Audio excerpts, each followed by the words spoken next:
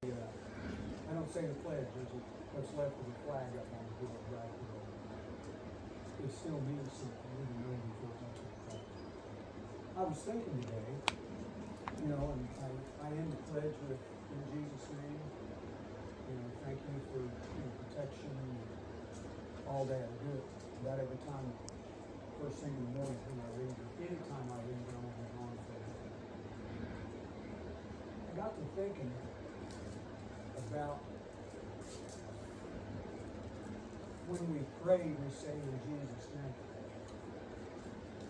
The title of today's message is going to be God's will. And then I got to thinking, really got on me, that Jesus, as he sat at the right hand of God, he was there at the beginning of creation. He was there, no question asked.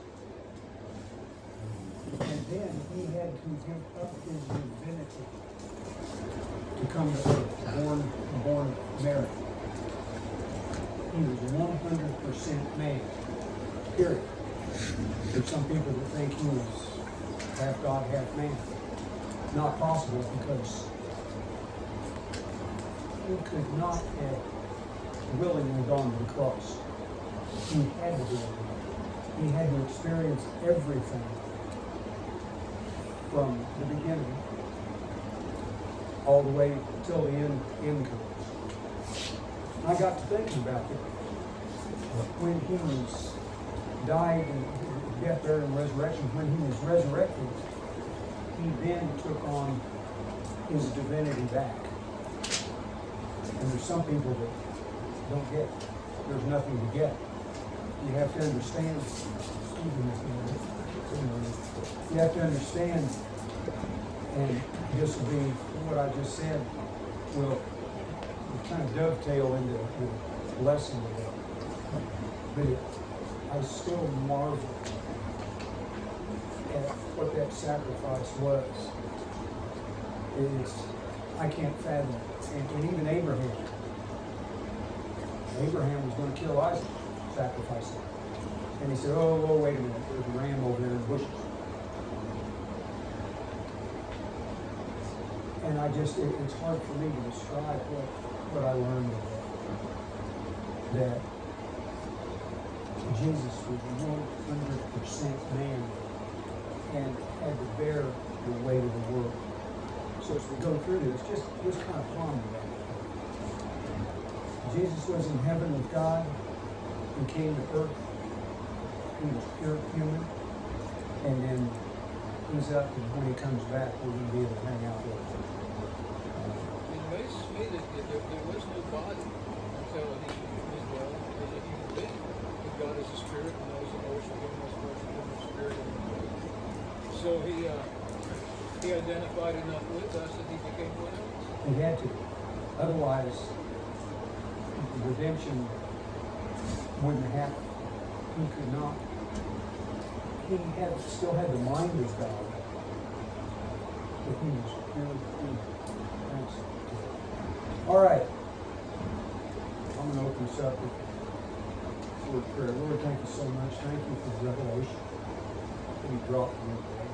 When I say the pledge, I'm looking at my little cowboy Kentucky. Blessings abound. There's just some folks suffer horrifically. And then there's some folks that are just outrageously blessed, like I've been my whole life. Thank you. There's not enough words to describe the overwhelming favor, grace that you grant us. Lord, help us better understand what your word says. And thank you for this opportunity I have to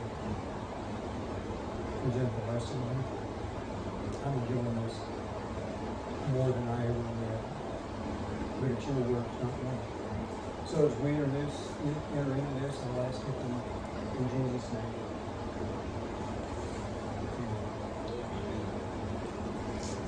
All right, what is God's will?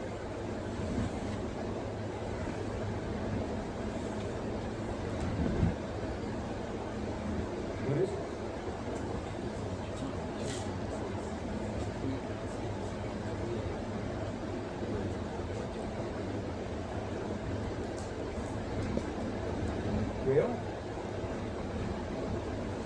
God's. If you're walking a line, that's God's will. If you're walking out of line, you're not in God's will. Yeah. God. That your will be done on earth as it is in heaven. Yeah. God's will is the only thing He doesn't will upon us is bad times. And it is because of His overwhelming love that He can't cause us to do something wrong. Because of the love. You know, if we had that much love in us, we wouldn't be sometimes horrible. I'm talking about me. Making.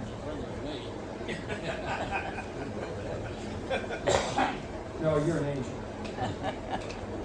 As Ecclesiastes says, the whole source of the matter is to fear God and follow His commandments. Well, the first commandment is to learn to love God as He cares for everything. Yeah.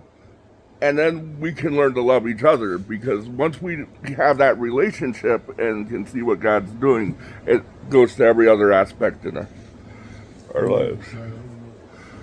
All right. There are people who blame God for bad times. Mm-hmm. You might as well be blaming that gold, because God doesn't bring upon us bad times. It happens sometimes because He needs to get our attention. You know, sometimes with a baseball bat rather than a crystal. Mm-hmm. Not a lot of people understand that. They don't understand that God does not pick on us. Now, because of our man's evil nature that all happened in the garden, He will allow things to happen that will get our attention. And if it doesn't, He may end up using it. So God doesn't allow bad things to happen. See, this is a fun. He doesn't make things. Right, there you go. There's so many things that we can blame on God or we blame on the devil that probably doesn't have anything to do with either one. That we live in a world that's just crazy because sin has entered and changed it all upside down. And it says God causes the rain to rain on the just and the unjust.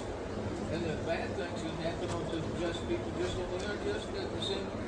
Because it's a mixed up world. And as believers, it's because we are sinful. And the only way to stop that is obey the gospel. So let's look at the word perish. It's 2 John 3, 15 and 16.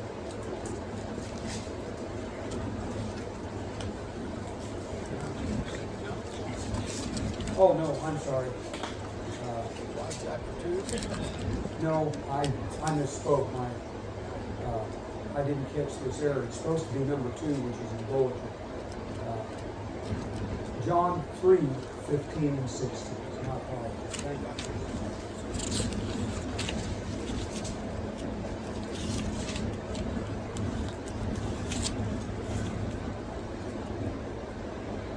All right, here we go. And this is Moses in the wilderness. As Moses lifted up the serpent in the wilderness, even so must the Son of Man be lifted up. The Son of Man is Jesus. That whosoever believeth in Him should not perish, but have eternal life. This means it is God's will that none perish. And I didn't happen to pull that scripture up, but that's His will, that none perish. That's Ezekiel 33:11. Does not God take pleasure in anyone? And that's the way you know that you repent and turn from your evil ways and live. So Yes. that's 33:11. That's His will, period, the end. Yes, none perish, we have eternal life. It's that easy. Can't blame God. You have to understand what His will is, and it's right there, and it's all over the Bible. That's his total and complete will. Now, many will hear, but few will be chosen. There's a lot of people go, yeah, all right, I hear you. The word in this context, I think, means they will choose not to obey the gospel. Am I right? Yes. Okay. Yeah, I think everybody that's everything from wherever will be is going to have at least one chance. Absolutely. And they have to make the chance and the choice Yeah. to go Yes. here and not listen. Morning, Tammy. Good morning. Morning. Good morning. Peter, 2 Peter 3, 6 through 9.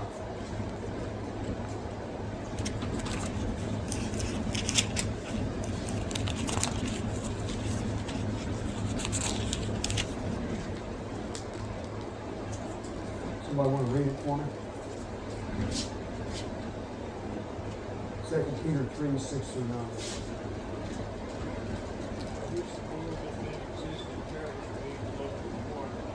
But the heavens and the earth, which are now preserved by the same word, are reserved for fire until the day of judgment and perdition of ungodly men. Beloved, do not forget this one thing, that with the Lord, one day is 1,000 years, and 1,000 years is one day. The Lord is not slack concerning his promise, as some men count slackness, but is long suffering with us, not willing that any should perish, but that all should come to repentance. There's another one. Who doesn't will bad things on us? They happen either for you to hear the gospel in your heart. You may have sitting in the assembly 10,000 times during that. But until you get here, all of a sudden there's this marvelous revelation of what it means. You hear how many messages are getting. Hopefully sooner than later. All right, look up the MOP perish. To destroy, cause to perish, to be utterly and finally ruined and destroyed, to be lost, brought to naught, put to death. It's kind of direct and to the point, is it not?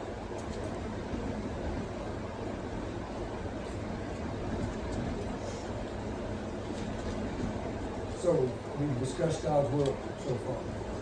Now I'll review the word holiness we talked about. When you obey the gospel, you do have a measure of holiness. I don't know how much that is. Apparently, and this is just my thought, help me, Paul, Pastor, help me if I get it wrong, that once we come out of the water, we get the holiness, we get the Holy Spirit, we get sanctified.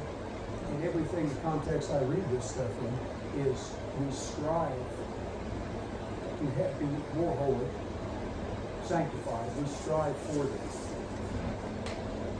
That close? I think that's close, yeah. We receive the Holy Spirit when we accept Christ and He, that's what creates the salvation. And yeah, the baptism, it pictures what has already happened. When we trust Christ, at that point the old man's dead. And the water baptism pictures that when you do become dead, you bury yourself. And you got Christ to walk in the newness of life. Paul, any thoughts? No. Thank you. Not that you're not making a comment. Hey, I depend on you guys to be right. You know, if I say something, my color outside the lines, say, put your crayons away, Jimmy. Because I don't intend to. I only want to. Well, don't do an altar call when this is done, but the whole point is us getting better at it. Something just occurred to me. We get a whole dose of the Holy Spirit. We get all there is, 100%. what we have to do is learn to listen, because the Holy Spirit is the translator. We don't talk to God, we talk to the Holy Spirit. Because we pray.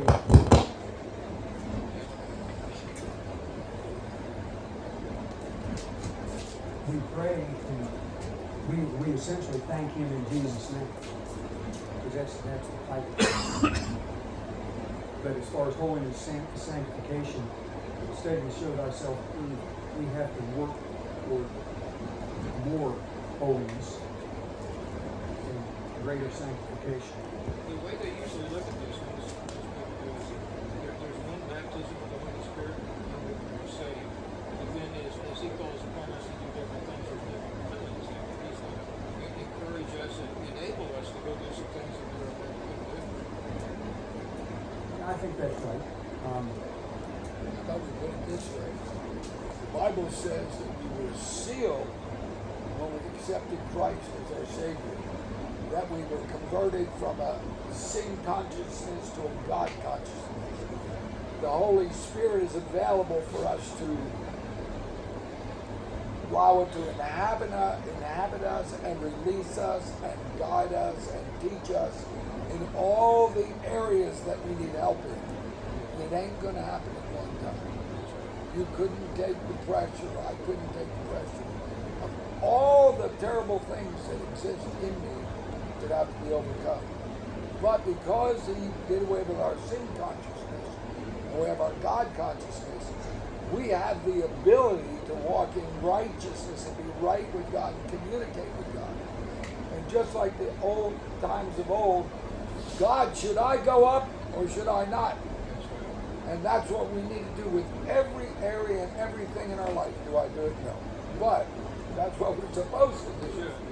And He's supposed to guide us. But you know, we're guided by our sin nature. Our flesh. That would be studying Romans chapter 8. And we're guided by our five senses, which becomes our mind. That's why it says, put on the mind of Christ. And the engrafted Word of God is able to save your soul. It's a super deep subject. Mm-hmm. And we all struggle, right? What didn't Paul say, Pastor, at the end of his ministry? Man, I'm still pressing on to that prize of the heavenly call. Yep. Right? Yeah, great. Trying to be everything we do is just Right. Wow. It's not an easy thing, Wish I'd have but there's a lot of stuff in there. Oh yeah, this was a tough one. This is big in where it says in the Old Testament that as the heavens are higher than the earth, so are my ways higher than your ways and my thoughts higher than your thoughts. Yeah. Digging into the mind of God is We can't. no key. We just can't. And when You mentioned it. what's We that? get into trouble when we don't walk with His guidance. You know, He doesn't, like you said, I don't know how you overcome the situation. Sometimes you're just there. When they drop the atomic bomb, you were just there. Right. You know, Yeah. so you can't say, oh, all that people were wrong, right? Yeah. But in our everyday circumstances, choose this day who you're going to serve. Why am I in trouble? Why am I in circumstances? Because I did it in my flesh. Yes. So I did it by the Spirit. Then God's trying to teach me something, teach me patience or something. Well, I just lost my mind and did that. And that's what, isn't it complicated? You talk about it like, I talk about it, oh yeah, I did it. It amazes me that we're pretty good salesmen when it comes to selling ourselves on something. If I want to do it bad enough, man, I can sell myself on it. You know? Yeah. God, look how I can serve you if I had that new Ford pickup. Amen. And it wouldn't make any difference, but that's how we work. That's true. Well, look how easy it is for some folks to preach the gospel. But how many of those folks are truly preaching from here, Not there. not here? Oh yeah. Is this where they're preaching from? It'd be short sermons. It'd be short sermons if they were looking at my wall. Thanks, Paul. Thanks, Pastor. Ready to work. brings us to better, it brings me to a better understanding of what I'm trying to talk about. So, Mark chapter 4, essentially Jesus arriving in a boat and preaching to the multitudes using parables. And Mark 4, verses 9 through 11. And I shall read. Mark 4, verses 9 through 11.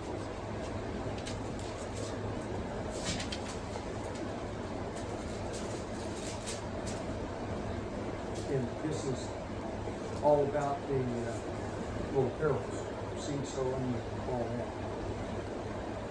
Mark 4, 9 through 11. And he said unto them, He that hath ears to hear, let him hear. And when he was alone, they that were about him with the 12 asked of him the parable. And he said unto them, Unto you it is given to know the mystery of the kingdom of God. Well, let's look up the word mystery.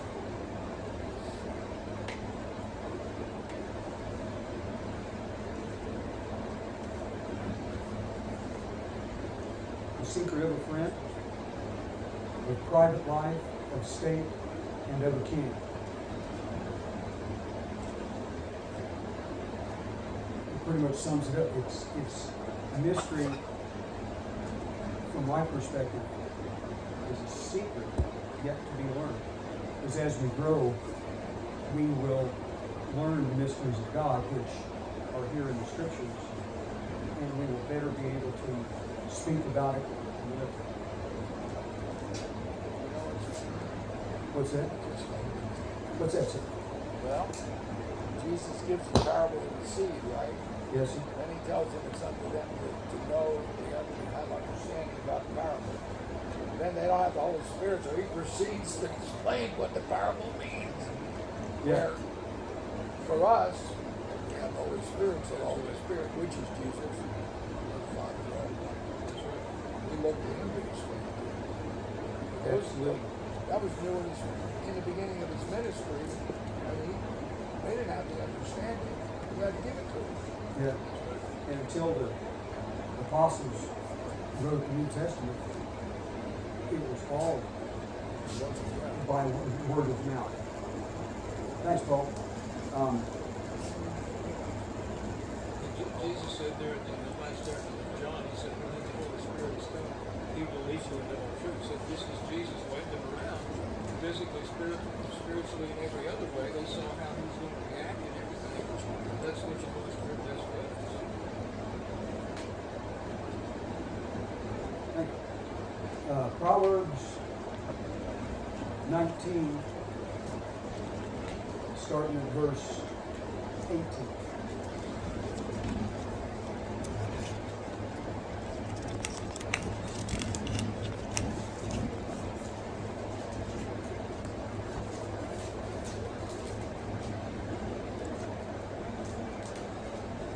Proverbs 19, 18 through 21. You must read it. You read it? Chasten your son. Oh, I'm sorry. Go ahead. Chasten your son while there is hope. Do not set your heart on his destruction. Men of great wrath will suffer punishment. For if you rescue him, you will have to deliver him. Listen to counsel and receive instruction, which may be wise in your later days. That pretty much sums it up. Study. Live right. Paraphrasing. Chasten thy son while there is hope. Let not thy soul spare for his crying. Remember, give somebody the switch, Miss Melvin. I hope it's not me. Then, when they start boo-hooing and get it as a correction, not as abuse. Let them cry. Just let them wail. What good does it do if you chasing somebody and then all of a sudden, oh, I'm so sorry. Cowboy up, Buttercup. You caused it. You have a comment, sir? I think verse 21 is really kind of meaning. There are many plans in man's heart. Right. Nevertheless, the Lord's counsel, that is stand.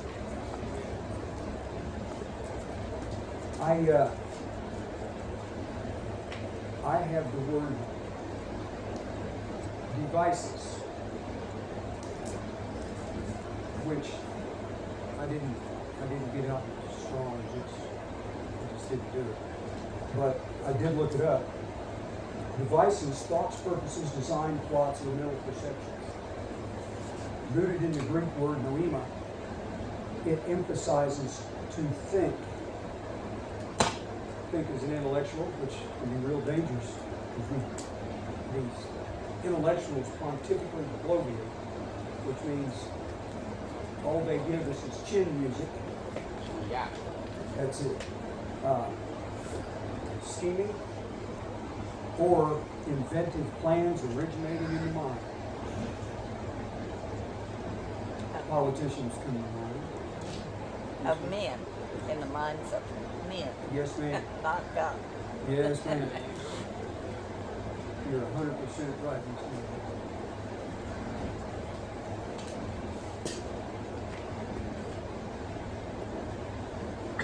What's God's will? What's that? That none should perish, that all should come to know God. Well, there's at least one person listening. Thank you. That's it. And once we obey, He still has a purpose for us. All you got to do is sit and wait. Listen. Stop talking.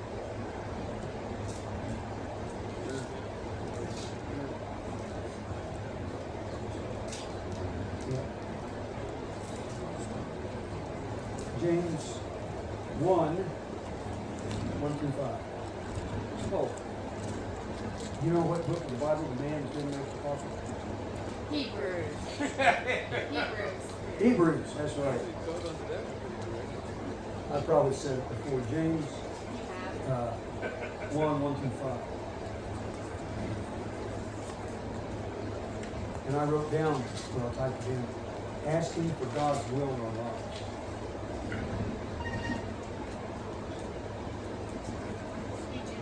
Yes. If you need somebody to come and fix your boat, I know a guy. My what? To fix your boat, I know a guy. What's on my belt? No, I said boat. Oh, If you need someone to come and fix your boat, I know a guy. all right. It wasn't bad. A little bit of levity hurts nobody. All right. James 1 through 5. James is servant of God and of the Lord Jesus Christ to the 12 tribes which are scattered abroad. 3. My brethren, count it all joy when you fall into divers temptations. Divers means many colors and many kinds of temptation. Knowing this, that in trying of your faith worketh patience. Oh, I don't do that anymore. My mother wants to. I don't ask for patience. I'll ask for a way out or to be made stronger so I can give in. So not give in. Knowing this, that the trying of your faith worketh patience. But let patience have her perfect work, that ye may be perfect and entire. This is King James. wanting nothing. Entire means the whole package. If any of you lack wisdom, let him ask of God that giveth to all men liberal. He'll give you wisdom, but you may not be smart enough to follow it. So how come he doesn't give the wisdom to the liberals? What's that? So how come he doesn't give wisdom to the liberals? Oh, they're exposed to it every day. They just don't choose to use wisdom. If any of you lack wisdom, let him ask of God that giveth to all men liberally. Upbraideth not, and it shall be given. Now the word upbraided,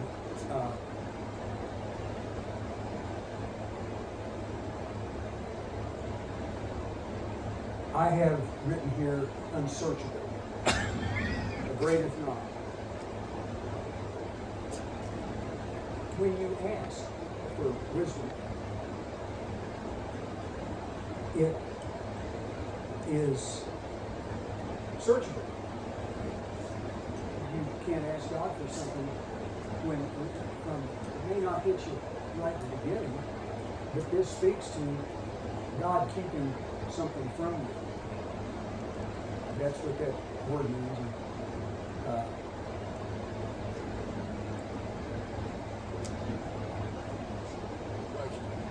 Yes, sir. The first 5 verses, if you see the 6th and 7th, the 6th and 7th is the key. Because we must ask in faith. Faith cometh by hearing, hearing by the word of God. The double-minded man turns straight in all his ways. So if we ask in flesh for a Cadillac, we're blown up. But if God tells us that we need one, then we, okay, Father, you told me I need X, Y, and Z. I believe that you're going to give it to me. You may not get it for 20 years, but you'll get it if he told you he's going to give it to you at the right time. Beautiful. Thank you. No. That you're 100% right.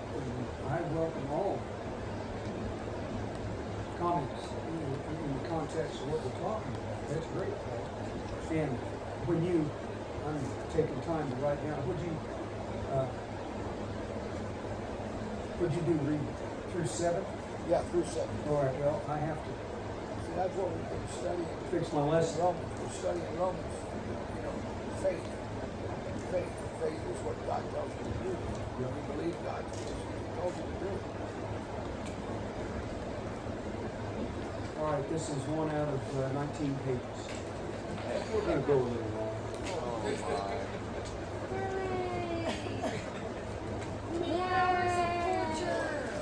Yeah.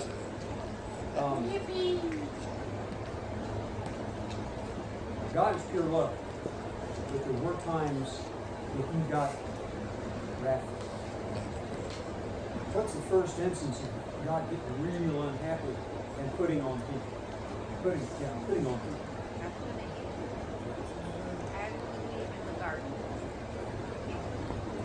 Yeah, he wanted to say, hey, don't eat of the tree of knowledge. Well, they did, and been going downhill ever since. All right? But he didn't destroy them. He took them out of the perfect place. Now, what about the flood? All but Noah, the entire earth was decimated, killed everybody on it.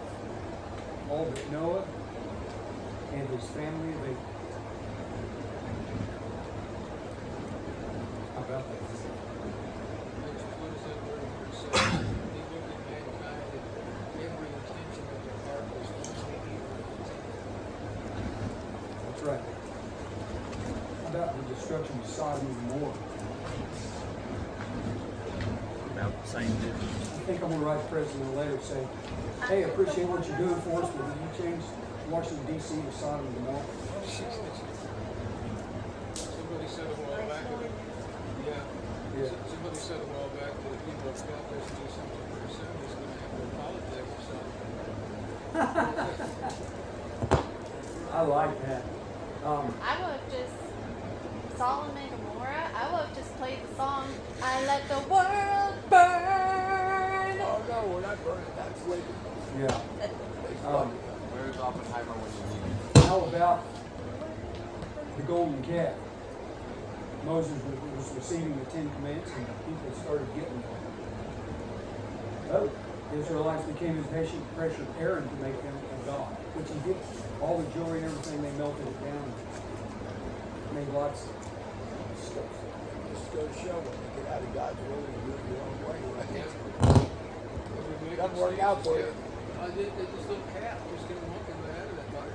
Oh yeah, that's what happens. Yeah. It's a good story, telling. Easy, dude. Get that close. What was God's promise to Abraham? His descendants would be very numerous, like the sea, sand of the sea.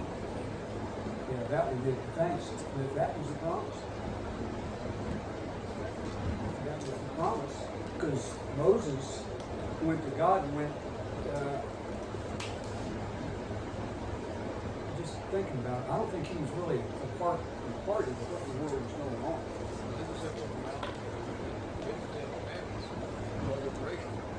Yeah, with Moses. Okay. How about the Babylonian exile? That's in chapter 17, 2 Kings. Hey, Paul, give us a brief rundown on. You're talking about when they took them into the Babylonian. Yeah. Then Daniel had the revelation. It's supposed to be there 70 years, right? Was it Daniel? Or was it? No. It was one of them guys, one of the prophets anyway. It was supposed to be there 70 years. And the king released the people and let them go back. First Ezra went back and established the law in the temple. Then Nehemiah came back to the wall. Right. Who's got the revelation? I can't remember which one. I know they said What's that? Nehemiah the cupbearer, wasn't it? You got the revelation. There was also no the prophet. There was one of the prophets, yeah. It was Ezekiel. It might have been Ezekiel. Yeah. Supposed to only be there 70 years. Now you got me going. Now, I think it was Jeremiah that said Jeremiah said the 70 years. Shake the dice. It Yeah. sounds good to me. Yeah. I had trouble wrapping my head around this. Why were You're they, right. Why were they exiled? Because of their behavior. Okay. It's interesting too that when God told them every 7 years the land was supposed to rest, Uh-huh. that it adds up exactly to the times they did it like that. Okay. Thank you very much.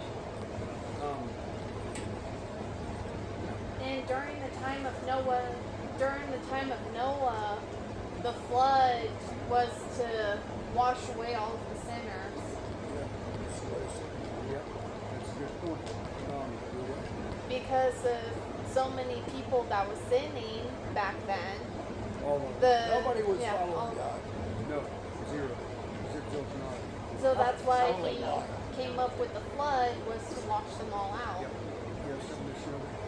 The only one was Noah that was following God. Everybody else wasn't. He was in that biblical line. Yeah. That's why I mentioned Yes, ma'am. about. Thank you. I know. How about the destruction of the temple in AD 70? That's when the temple was destroyed. How about, why did God allow that?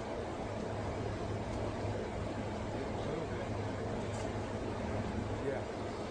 He said, because Jesus had already come, and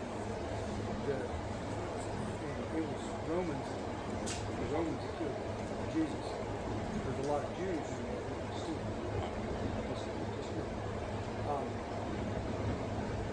So he took out the temple, Jerusalem, and everything else because they didn't obey the gospel. They wanted Jesus out of the way because he was raining on their parade. And they didn't like it. They wanted everything just the way it was. They wanted their hierarchy. The scribes and Pharisees wanted to be in charge. Period. The priests wanted to be in charge. They blew that. that I think people get this confused. Is Jews are no longer his chosen people. They gave that up when Jesus came. And they really made a mistake when they allowed him to be crucified. Not a lot of people get that. Oh, they're still God's chosen people. No, they gave away that word. Because they didn't want to change man's evil nature. Riddle me this. Why did God let 9/11 happen? Same reason. Man's evil nature. Yeah, America got so far away from God that he's removed part of that protection. I think that's reasonable. And when 9/11 happened, that was just a wake-up call. Right. Well, people make the mistake of bringing things from the Bible into today. There is no comparison. There is no this or that. Well, yeah, there is no comparison between the Old Testament, which is a history book, and the New Testament as Jesus is coming. Is coming. That's right. And with the Jews, Jesus said, you'll not hear from me anymore until you say, blessed is he that comes in the name of the Lord. There you go. And they're going to come back to it, but then, man, you talk about the suffering that was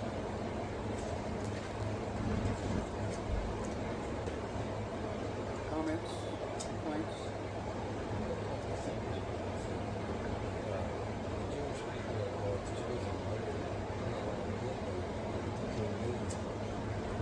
Man's evil nature.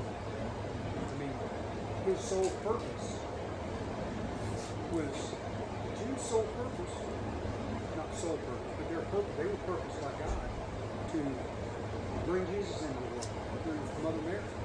It's that easy. Carol! Hey. Hi, Carol.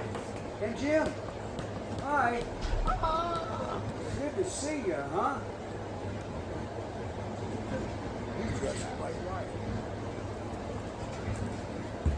Hey.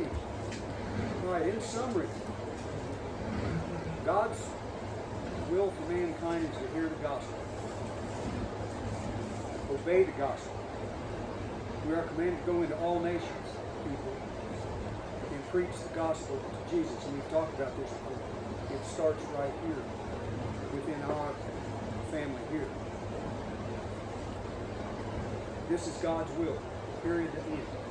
Everything else is a result of man's evil nature. Where God is switching you. I've had a few switching.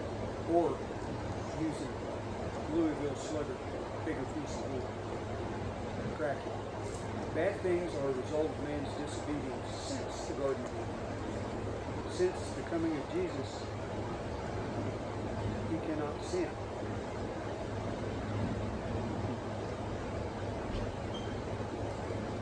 Oh, since the coming of Jesus, God cannot see sin. Because, what's that, sir? Person is accepting Jesus. Yeah, he cannot. He knows who everybody is, and I'm gonna touch the third rail. You know, like on the subway, you touch it. Third rail. God does not know who will be saved, because that will mean that everything he does to allow people to come to Jesus won't be accomplished. That one gets deeper than what we were talking about God. Oh yeah, it does. If God knows everything, if he's omniscient, then he ultimately knows who's going to be saved. But that doesn't, because he knows that, he sees that in the future, that doesn't remove our free will to accept or not. Bingo. Yeah, this is, I still don't understand that about, God don't, well, nobody comes to the Father but by me. Yeah, that's one of them Well, things. God knows does not mean we know, but we put our faith in him that all his works are for a good purpose, bad or good, the man does. So he leads us to fellowship with those that he has already set our paths on. I will make your path straight. So we don't need to know who's saved or who's not. It's in his path that he puts us on to minister and testify to everybody. So those that are going to hear will hear and receive the message. Yeah. We don't need to know. We don't need to know. We just need to testify. Sometimes I scratch my head too. It's like our sins are forgiven by the blood of Jesus. Okay, so the guy, the example of the attitude of the heart is all the preparation for the high priest to go into the presence of God, right? Mm. But if God knows everything, He knows I've sinned, but my sins are cleansed. So He looks at me as whole and pure, but He's got to know. Yeah. Yeah. It's becoming acceptable to sin. Yes. As weird as that sounds. And That's a crazy way to say it. In His presence. uh, Not for us, not the world, but He's forgiven us, and He looks at the old joke about rose-colored glasses, but it doesn't say He looks at us with black glasses. and there's also a grading scale on sin. I'm moving for a 10. Good, good 10. Yeah, there's a grading scale. One's a little sin, and 10 is a big. They're all on the separation. But we all sin. All of sin is falling short. It doesn't matter which sin you have. You're always, it's always going to be a 1 to a 10. It doesn't matter what it is. You become selfish by that sin. Last question. If God knows who will be saved, Hold on. should we pray for someone to receive Jesus? And why? Because we still have that free will. Yeah. Well, Yeah. There are those churches that don't practice any sort of evangelism or any sort of missions. They just set them their dead rear end because God's got it all lined up. Yeah, if you're predestined, you'll show up, and if you aren't, you won't. the only prayer we're told not to pray is a prayer unto death, which means not towards somebody coming to the knowledge and repentance of Christ. So a prayer unto death leading to somebody to eternal death is the only prayer that we're not supposed to pray. So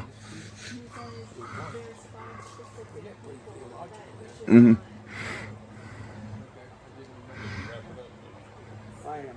I have a question about this. God's will is that none should perish. But then Correct.